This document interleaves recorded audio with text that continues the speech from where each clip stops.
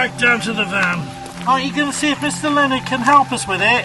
I don't know why, but I've got this strange feeling that he isn't even there. But that woman who was feeding the chickens can't possibly be your grandmother. Didn't you say she's been dead for about the past 40 years? Yes. So it must be somebody just like her. I don't know, Jake. I'm confused. The whole thing, the cottage and the fact that it looks how it did when my grandparents had it. And that woman who looks and sounds just like my grandmother.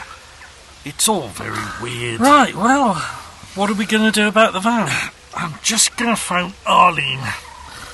Ask her to give me my usual mechanic's number. Isn't it already keyed into your phone? I never thought to do it before. Never had need of it before now. Oh, right.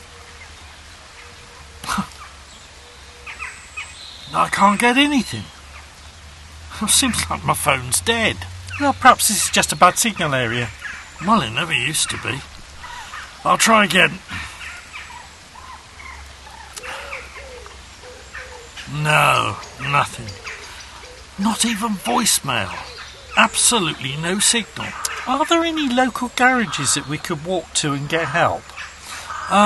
Come to think of it, yes, there is one just on the outskirts of the village. But they're mostly car sales now. Worth a try, I reckon. Also, you ought to get that lorry driver reported. That was definitely dangerous driving. Oh, yes, don't worry. I fully intend to. Just as soon as I can get a phone signal or some help at the garage. Come on, Tim. Answer your phone. What are you up to? Any joy, Arlene? No, I'm getting a bit worried. It's gone straight to Tim's voicemail several times. He usually calls back. When did you first try to call him? Over an hour ago. He'd usually be back by now. Didn't he have your new manager with him? Jake, yes. Perhaps he's showing him around the area or something. No, Mick, that's not Tim's way. Arlene, did you get through to Tim? No, Carla, I can't understand it. Well, that customer over there just told me that there's been a rather nasty accident between here and Lyncham. An accident? Involving a speeding lorry and another vehicle. That's about all she knew. Oh, Lord. Then either Tim's been held up as a result of that, or... Now, Arlene, let's not jump to conclusions.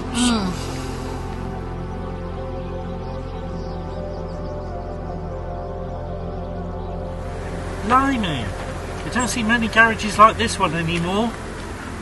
Closed for lunch, it says on the door. Looks like the place is falling down. Can't imagine they do much business. I do not understand. This place was rebuilt in the 1990s. A new large showroom was added with new workshop at the rear. And they were a main car dealership. Now it looks derelict. I presume we have gone to the right place. I have passed this garage many times on the way to the nurseries. This gets even weirder. Certainly proving to be a very intriguing outing, I must say. To put it mildly. Just a suggestion. Let's go back to the van. Look, I don't mind going up to your grandparents' place and asking that woman if Mr. Leonard can help us. I can't see the point, Jake. It's worth a try. You can stay with the van. You never know, some help might come past. OK then, I guess it's worth a try. I wish to goodness I could get my phone to work, though.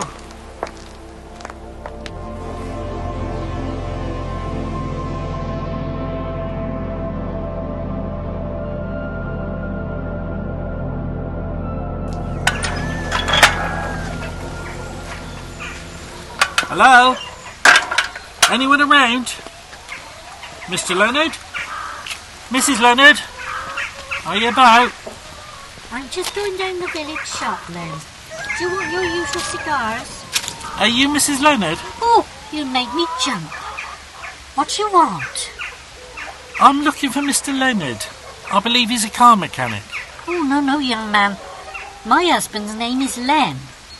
That's what must be causing the confusion. Ah.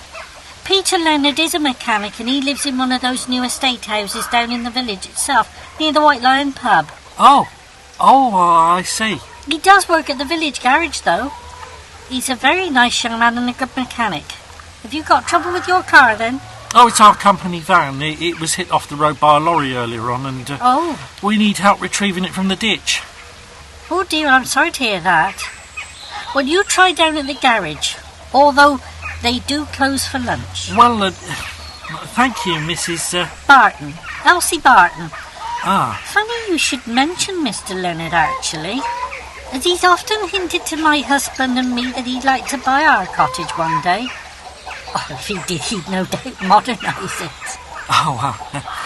Well, thank you again, Mrs. Barton. I'll certainly give the garage another try. You off out, Arlene? Yes, can you and Carla look after things here, Mick? Of course we can. You off to do what I think?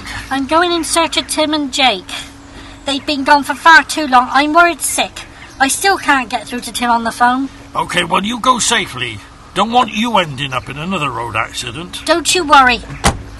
All I hope is that those two weren't a part of that other accident involving the lorry. Keep us informed.